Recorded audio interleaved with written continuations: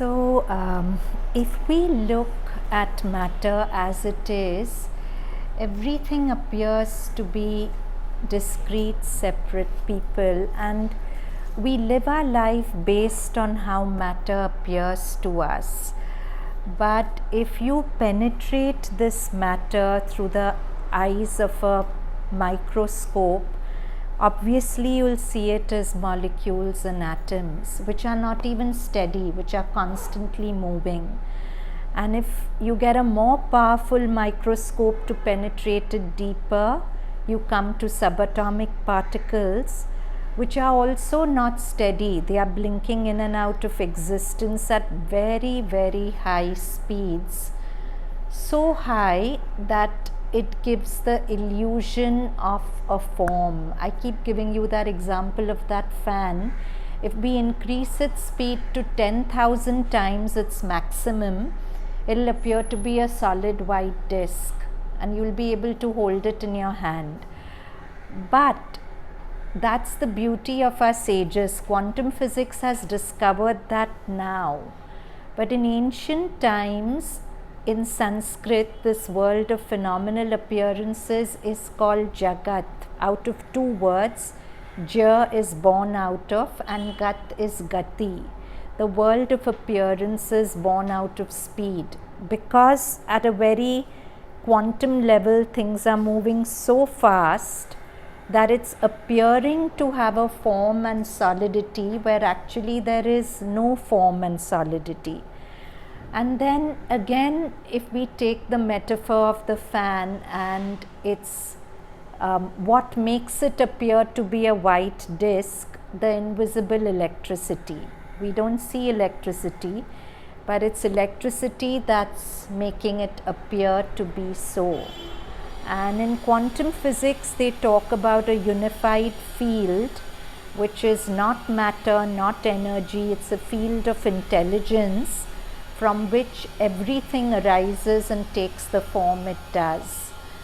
In Vedanta, what will approximate this field very closely is the concept of Brahma, the one essence that makes up everything.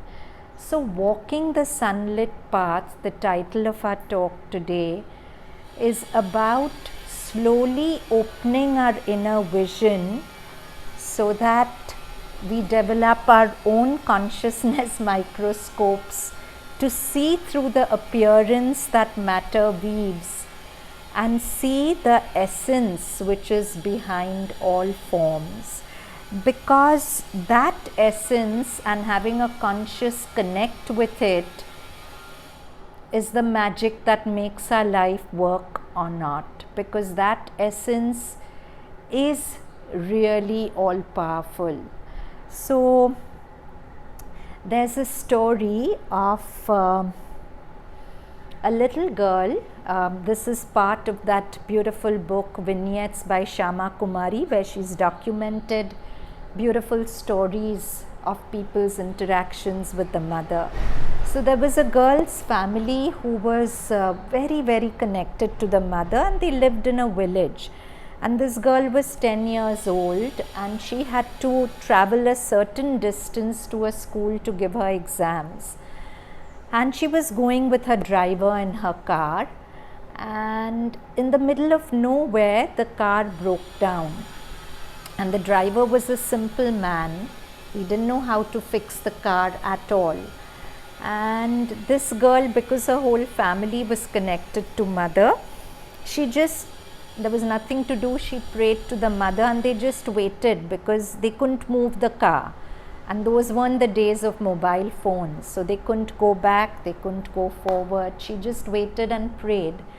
And they were in the middle of really nowhere, and suddenly a man comes up and she tells her driver, go to that man and ask if he can help. That man turns out to be a car mechanic, and he's holding a kit ready to repair the car. Now, how do you explain this? You can write it off as a coincidence, sure, but Mother tells us there are no coincidences.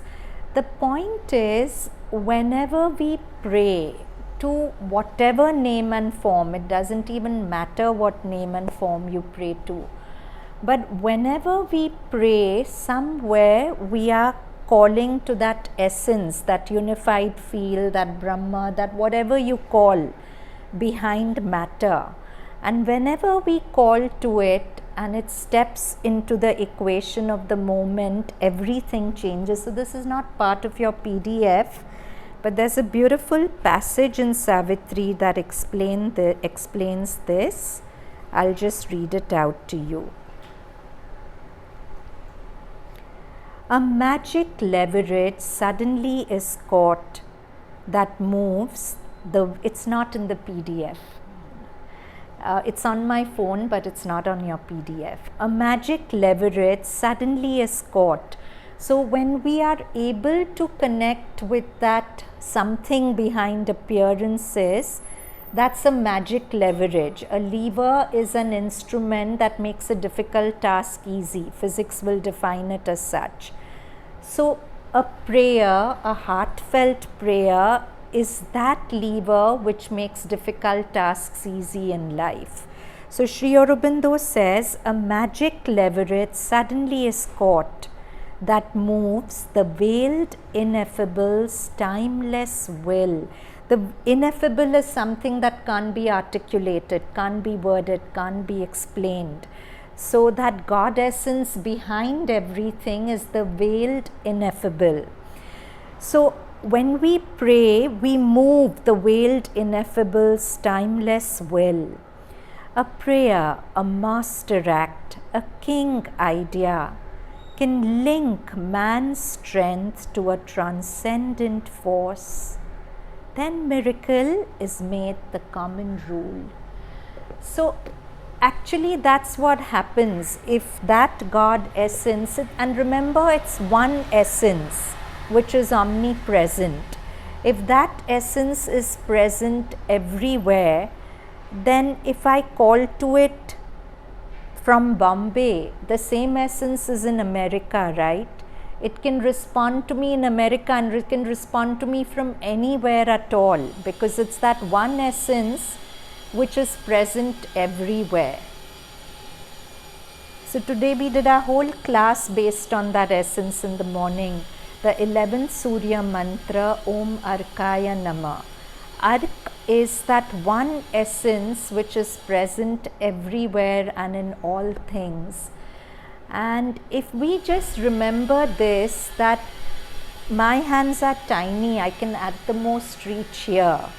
But when I'm one with that essence is omnipresent, it's everywhere. Its hand can reach anywhere, change anything, move anything. But we have to make a conscious link with it. Yeah?